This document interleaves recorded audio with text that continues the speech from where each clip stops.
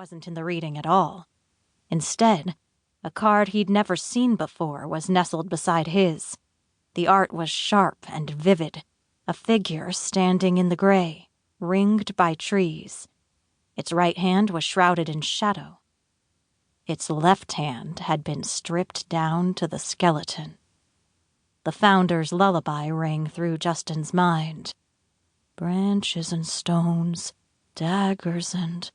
Bones, May said flatly, pressing the edge of her polished fingernail against the wood. Her hand was trembling. It shouldn't... I must have... But she trailed off. Even a panicked May would never admit that her mastery of the Deck of Omens was lacking. We both know you don't make mistakes. Justin couldn't tear his eyes from the card. So tell me what it means. Fine. May snatched her fingers away. You'll find a way to help the town, but the process is muddled. Here you've got the knotted root, a series of choices with no good outcomes. Pair that with the shield, and it looks like you'll be trying to mediate, as usual. Probably the Three of Daggers' fault, because Isaac is always screwing up somehow.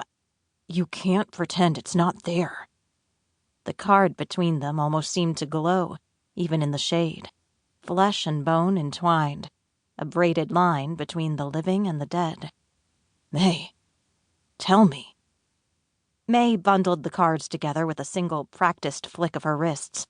She shuffled them into the rest of the deck as she gazed over Justin's shoulder. Her light blue eyes were still locked on the trees behind him when she spoke again. It's the Saunders family. May rose to her feet. They're coming back, and I'm telling Mom, and you're not telling anyone. Not even Isaac. Wait. Justin scrambled after her, but May was fast when she wanted to be. Her fingers were already wrapped around the handle of the back door. What does any of this have to do with me helping Four Paths? May's pink headband was askew. For his sister, that was disheveled, but she didn't even seem to notice. I'm not completely sure I understand, she said. But you'll have a chance to make a real change in Four Paths once they're here. This time, Justin let her go.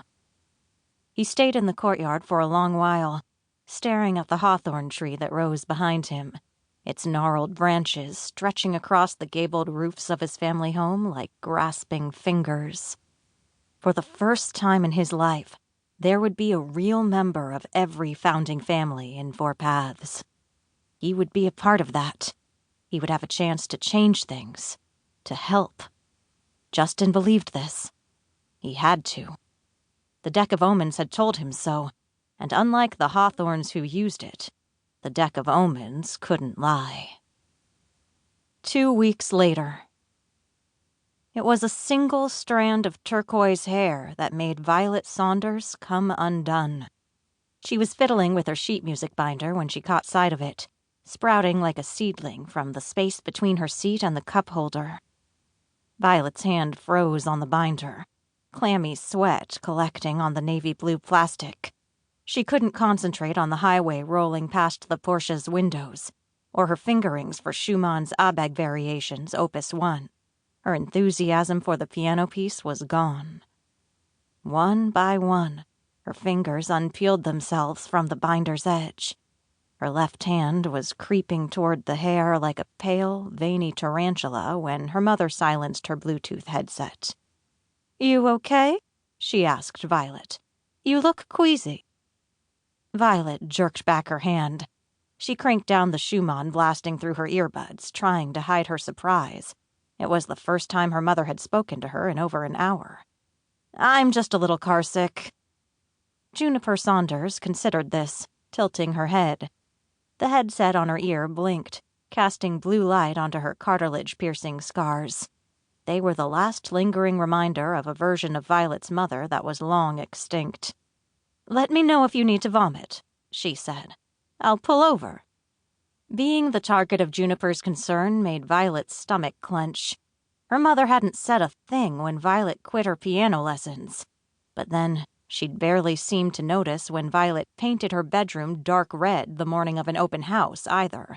Or after the funeral, when she'd hacked off every bit of hair below her collarbones in a sloppy bob. Yet somehow, Juniper had noticed...